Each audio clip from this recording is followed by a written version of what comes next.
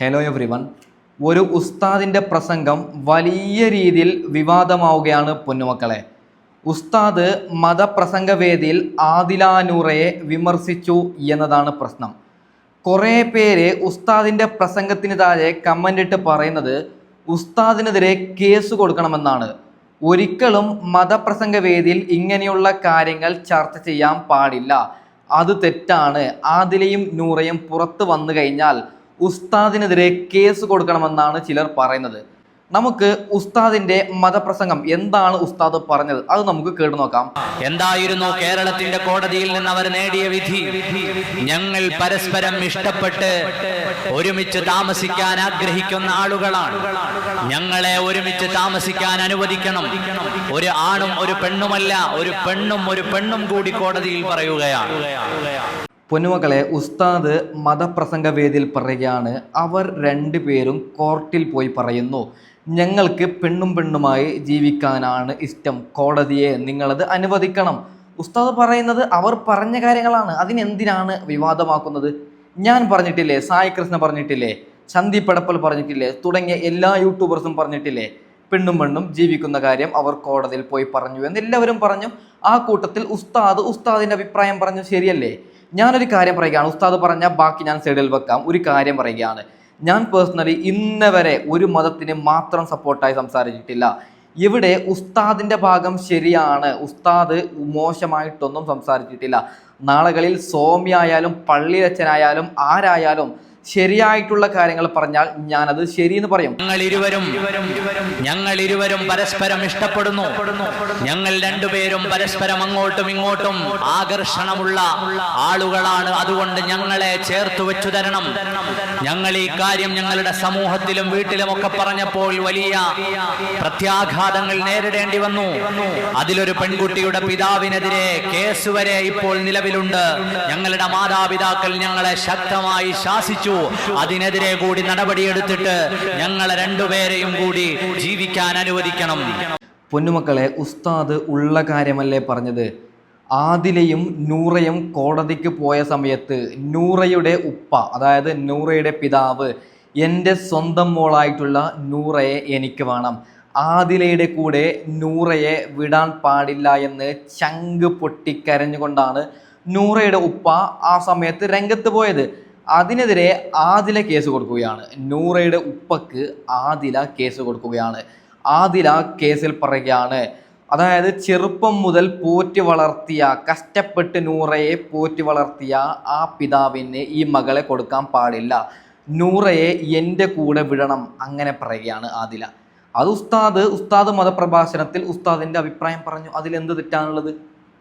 ഉസ്താദ് പറഞ്ഞ്, അതായത് കുറേ പേര് ഉസ്താദ് ഇങ്ങനെ പറഞ്ഞതിന് കേസ് കൊടുക്കണമെന്ന് പറയാൻ നാണമില്ലേ? ഞാൻ അറിയാൻ പാടില്ലായി ചോദിക്കുകയാണ്, എന്ത് തെറ്റാണ് ഉസ്താദ് ഇവിടെ ചെയ്തത്? ഓക്കെ, ബാക്കിയും കൂടി കേട്ട് നോക്കാം. ലെസ്ബിയൻ മീൻസ്, നിങ്ങൾ ആലോചിച്ചു നോക്കൂ, അതിന്റെ അർത്ഥം ആണുങ്ങളിലേക്കല്ല, പെൺകുട്ടികൾ പരസ്പരം ഇഷ്ടപ്പെടുന്നു, അവർക്ക് ആണുങ്ങളിലേക്ക് താല്പര്യമില്ല. തൊട്ടടുത്ത വേർഡ് ജി, LGBT2, രണ്ടാമത്തെ അക്ഷരം ജി. അതിന്റെ അർത്ഥം പരസ്പരം ഇഷ്ടപ്പെടുന്ന ആണുങ്ങൾ, അവർക്ക് പെണ്ണുങ്ങളിലേക്ക് താല്പര്യമില്ല, അവർക്ക് ആണുങ്ങളിലേക്കാണ് താല്പര്യം. ഒരു കാര്യം ഞാൻ പറയുകയാണ്, ചിലർ ജനിക്കുമ്പോൾ ജന്മന എന്തെങ്കിലും പ്രശ്നമുണ്ടാവുന്നുണ്ട്. ഇപ്പോൾ ആദില പല ഇൻ്റർവ്യൂവിലും ഒരു കാര്യം പറയുന്നുണ്ട്, എനിക്ക് പുരുഷന്മാരെ കണ്ടാൽ ശരിയാവുന്നില്ല, അതായത് അവരോട് സെക്സ് തോന്നാൻ എനിക്ക് താല്പര്യമില്ല, എനിക്ക് പെണ്ണുങ്ങളോടാണ് ഇഷ്ടം, ഞാനൊരു ലെസ്ബിയനാണ്, അങ്ങനെയാണ് ആദില പറഞ്ഞത്. അപ്പോൾ എനിക്ക് ആദിലയോട് പറയാനുള്ളത്, നല്ലൊരു ഡോക്ടറെ കണ്ടൂടെ, ഇങ്ങനൊരു പ്രശ്നമുണ്ട്, അപ്പോൾ ഡോക്ടർമാർ അതിനെ പരിഹരിക്കും. ഈ ലോകത്ത് എല്ലാത്തിനും മരുന്നുണ്ട്. അങ്ങനെ ഒരു പ്രശ്നമുണ്ടെങ്കിൽ എനിക്ക് പേഴ്സണലി ആദിലയെ നൂറയെ കാണുമ്പോൾ അങ്ങനെ ഒരു പ്രശ്നമുള്ളതായിട്ട് എനിക്ക് തോന്നുന്നില്ല. അതായത് അവർക്ക് ആ പെണ്ണിനോട് മാത്രം താല്പര്യമായിട്ട് എനിക്ക് തോന്നുന്നേ ഇല്ല. എനിക്ക് തോന്നുന്നത് 18-19 വയസ്സിൽ കാമഭ്രാന്തിൽ, അതായത് കാമത്തിലുള്ള ഭ്രാന്തിൽ രണ്ടുപേരും ഒരുമിച്ച് ജീവിച്ചു. ഇപ്പോൾ പുറത്ത് വരാൻ സാധിക്കുന്നില്ല, ഫാമിലി ആക്സെപ്റ്റ് ചെയ്യൂല, അങ്ങനെ പേടിച്ചിട്ട് എങ്ങനെയെങ്കിലും തട്ടിമുട്ടി ജീവിതം തീർക്കുന്ന ഒരു പരിപാടി എന്നാണ് എനിക്ക് തോന്നുന്നത്. ഓക്കെ, ഉസ്താദ് പറയുന്ന ബാക്കിയും കൂടി കേട്ട് നോക്കാം. ആണ് ആണിനെ പ്രേമിക്കുന്നു, വിവാഹം ചെയ്യുന്നു, അവരെ സൂചിപ്പിക്കുകയാണ് ജി. പെണ്ണ് പെണ്ണിനെ പ്രേമിക്കുന്നു, അവരെ വിവാഹം ചെയ്യുന്നു, അവരെ സൂചിപ്പിക്കുകയാണ് എൽ. നിങ്ങൾ ആലോചിച്ചു നോക്കൂ, മൂന്നാമത്തെ ഒരു വിഭാഗമുണ്ട്, ആണിനെയും സ്നേഹിക്കുന്നു, പെണ്ണിനെയും സ്നേഹിക്കുന്നു. ഈ വിഭാഗങ്ങൾക്കാണ്, നിങ്ങൾ ആലോചിക്കൂ, നമ്മുടെ സ്കൂൾ സമൂഹങ്ങളിൽ, നമ്മുടെ വിദ്യാർത്ഥികൾ പഠിക്കുന്ന സ്കൂളുകളിൽ ആ സമൂഹത്തെ ബഹുമാനിക്കൂ. അവരിവിടുത്തെ ലൈംഗിക ന്യൂനപക്ഷമാണ് എന്ന് പറഞ്ഞ് ചെറിയ ക്ലാസ്സുകളിലെ വിദ്യാർത്ഥികളെ കൊണ്ടുപോലും നമ്മുടെ പല സ്കൂളുകളിലും മഴവിൽ വർണ്ണമുള്ള പതാകകൾ അണിയിക്കുന്ന കാലത്ത്, ഈ വിഷയങ്ങൾ നമ്മുടെ വിദ്യാർത്ഥികളുടെ ഇടയിലേക്ക് കടന്നു വരുന്ന കാലത്ത്, പൊന്നുമക്കളെ, ഈ ഒരു ഭാഗമാണ് ഏറ്റവും കൂടുതൽ വിവാദമായത്. സ്കൂളുകളിൽ ഉസ്താദ് പറഞ്ഞല്ലോ, സ്കൂളുകളിലൊക്കെ ഇവർക്ക് റെസ്പെക്റ്റ് കൊടുക്കണമെന്ന് പറയുന്നത് ശരിയാണോ? ഉസ്താദ് ആ ഒരു രീതിയിലാണ് സംസാരിച്ചത്. അതിനുള്ള ഉത്തരം ഞാൻ കൊടുക്കുകയാണ്. ഇപ്പോൾ സ്കൂളിൽ ആദിലാനൂറ പെണ്ണും പെണ്ണുമായി ജീവിക്കുന്നത് ശരിയാണ്, അവർക്ക് റെസ്പെക്റ്റ് കൊടുക്കാൻ നമ്മൾ പഠിക്കണമെന്ന് സ്കൂളിൽ പഠിപ്പിച്ചു കഴിഞ്ഞാൽ എന്താവും അവസ്ഥ?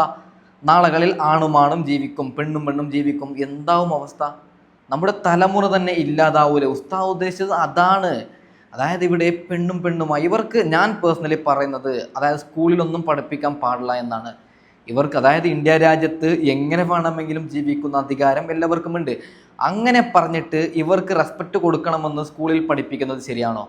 അത് കണ്ടിട്ട് നാളുകളിൽ പെണ്ണും പെണ്ണുമായിട്ട് ഞങ്ങൾ ജീവിക്കുന്നു, അല്ലെങ്കിൽ ആണും ആണുമായിട്ട് ഞങ്ങൾ ജീവിക്കുന്നു എന്ന് പറഞ്ഞു കഴിഞ്ഞാൽ എന്താവും അവസ്ഥ? അവരുടെ മാതാപിതാക്കൾക്ക് എന്ത് ചെയ്യണം?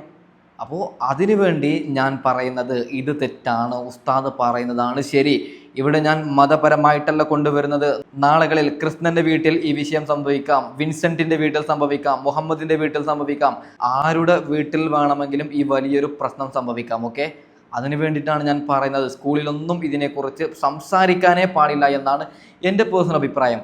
ഓക്കെ, ഉസ്താദ് പറയുന്ന ബാക്കി കൂടി നമുക്ക് ജസ്റ്റ് ഒന്ന് കേട്ട് നോക്കാം. ഓക്കെ, വിശ്വാസികളായ സമൂഹത്തിന് ഒരുപാട് ചർച്ച ചെയ്യാനുണ്ട്.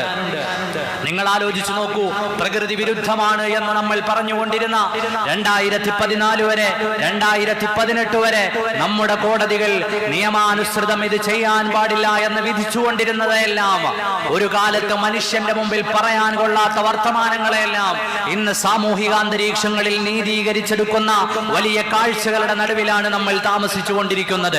ശരിയല്ലേ ഉസ്താദ് പറഞ്ഞത്? 100% ശരിയാണ്. ഞാൻ പ്രത്യേകിച്ച് ഒരു കാര്യം പറയുകയാണ്, ഞാൻ മതം കൊണ്ടുവരുന്നതല്ല.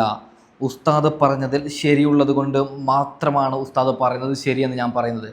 അതായത് മുമ്പ് കാലത്ത് ഒരു പെണ്ണിനോട് പ്രേമം തോന്നിയാൽ അത് പറയാൻ മടിയാണ്.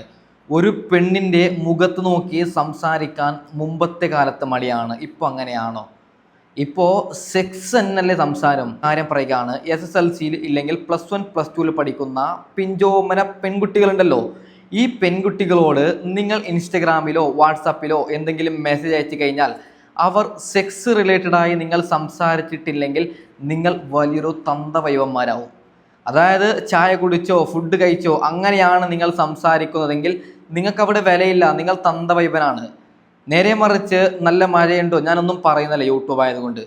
അതായത് ബാഡായി സംസാരിച്ച് കഴിഞ്ഞാൽ നിലവിൽ അവൻ നല്ലവൻ, അങ്ങനെയാണ് ട്രെൻഡ് മുന്നോട്ട് പോകുന്നത്. അതായത് മുമ്പ് കാലത്തൊക്കെ പറയാൻ പറ്റാത്ത കാര്യങ്ങളൊക്കെ നിലവിൽ ഈസി ആയിട്ടാണ് എല്ലാവരും പറയുന്നത്. അതാണ് ഉസ്താദ് പറയുന്നത്. എന്ത് തെറ്റാണ് ഉസ്താദ് പറയുന്നതിലുള്ളത്? ഉസ്താദിനെതിരെ കേസ് കൊടുക്കണമെന്ന് എന്തിൻ്റെ അടിസ്ഥാനത്തിലാണ് നിങ്ങൾ പറയുന്നത്? ഓക്കെ, ബാക്കിയും കൂടി കേട്ട് നോക്കാം. പെണ്ണ് പെണ്ണിനെ സ്നേഹിക്കട്ടെ, ആണ് ആണിനെ സ്നേഹിക്കട്ടെ, ആണിനെയും പെണ്ണിനെയും സ്നേഹിക്കുന്ന സമൂഹം ഉണ്ടാകട്ടെ. അതിന്റെ കൂടെ സമൂഹത്തിന്റെ നടുത്തളത്തിൽ ജീവിക്കുന്ന ട്രാൻസ്ജെൻഡറുകളെ കൂടി കുത്തിത്തിരുകിക്കൊണ്ട് ഇവർക്കെല്ലാവർക്കും ഒരേ നിയമം ഉണ്ടാകട്ടെ, അവർക്ക് സ്വാതന്ത്ര്യം ഉണ്ടാകട്ടെ എന്ന് ചർച്ച ചെയ്യുന്ന ഒരു സാമൂഹിക ചുറ്റുപാടിലേക്ക് നമ്മൾ എത്തിച്ചേരുകയാണ്. നോക്കൂ നിങ്ങൾ, അവരെ സപ്പോർട്ട് കൊടുക്കുന്ന നിയമത്തോട് ഉസ്താദ് കുറച്ച് കാര്യങ്ങൾ പറയുന്നു. എന്ത് തെറ്റാണ്? എനിക്ക് പേഴ്സണലി അറിയാൻ പാടില്ലാത്തത് എന്ത് തെറ്റാണ്? ഉസ്താദിനെതിരെ വന്ന കമൻറ്റ് ഞാൻ കുറച്ച് ഇവിടെ സൈഡിൽ വെച്ച് തരാം. നിങ്ങൾ നോക്കൂ, 1-2 കമൻറ്റാണ് ഞാൻ വെച്ച് തരുന്നത്, കുറേ ഒന്നും വെക്കുന്നില്ല. നോക്കൂ നിങ്ങൾ, ഇങ്ങനെയൊക്കെ കമൻറ്റ് ഇടേണ്ട ഒരു ആവശ്യമുണ്ട്? എവിടെയാണ്? ഉസ്താദിന് കേസ് കൊടുക്കണമെന്നാണ് എല്ലാവരും പറയുന്നത്. എന്തിൻ്റെ അടിസ്ഥാനത്തിലാണ് ഉസ്താദിന് കേസ് കൊടുക്കേണ്ടത്? അതായത് ഓരോ സാധാരണക്കാരനും പറയുന്ന രീതിയിലല്ലേ ഉസ്താദ് പറയുന്നത്? ഉസ്താദ് പറയുന്നതിനേക്കാളും മികച്ച എന്തൊക്കെയോ കൂട്ടിയിട്ട് ചില യൂട്യൂബേഴ്സ് പറയുന്നുണ്ട്. അവർക്കാർക്കും കേസ് കൊടുക്കാതെ ഉസ്താദിനെ മാത്രം കേസ് കൊടുക്കണമെന്ന് പറയുന്നതിൽ എന്തർത്ഥമാണുള്ളത്? ഓക്കെ, ഉസ്താദ് പറയുന്ന ഏറ്റവും അവസാനത്തെ ഒരു ക്ലിപ്പും കൂടി കേട്ട് നമുക്ക് വീഡിയോ വൈൻഡപ്പ് ചെയ്യാം. ഓക്കെ, ഒരു മനുഷ്യൻ ഒരു സമയത്ത് തോന്നുന്ന ഒരു കൃത്യമായ കാലയളവിൽ അല്ലെങ്കിൽ ഒരു പ്രായത്തിൽ തോന്നുന്ന ചില വിചാരങ്ങൾ അതിനൊപ്പിച്ചിട്ട് നിയമം നടപ്പിലാക്കാൻ ഇറങ്ങിയാൽ ആണിനെ സ്നേഹിക്കുന്ന പണി പുതിയ കാലത്തിന്റെ ട്രെൻഡാണ് എന്ന് വിശ്വസിക്കുന്നുണ്ടോ? ആണും പെണ്ണുമായി ജീവിക്കുന്നതിനെ കുറിച്ച് ഉസ്താദ് പറയുന്നുണ്ട്. എനിക്ക് പേഴ്സണലി ഈ പ്രസംഗം കേട്ടാൽ നിങ്ങൾക്ക് ആർക്കെങ്കിലും ഉസ്താദ് പറയുന്നത് തെറ്റെന്ന് നിങ്ങൾക്ക് പേഴ്സണലി തോന്നിയിട്ടുണ്ടോ? എനിക്ക് പേഴ്സണലി തോന്നിയിട്ടില്ല. വീണ്ടും പറയുന്നു, മതം ഞാൻ കൊണ്ടുവന്നിട്ടില്ല. നാളുകളിൽ സൗമ്യായാലും പള്ളിയിലച്ഛനായാലും ആരായാലും ശരി പറയുന്നത് ഞാൻ ശരി എന്ന് പറയും. ആദില നൂറ നമ്മുടെ ലോകത്തിന് തന്നെ ഭീഷണിയാണ്. എങ്ങനെയെങ്കിലും അവർ ബ്രേക്കപ്പായി തിരിച്ചു വരട്ടെ എന്ന് പറഞ്ഞുകൊണ്ട് ഞാൻ ഈ വീഡിയോ വൈൻഡപ്പ് ചെയ്യുന്നു. Okay, by.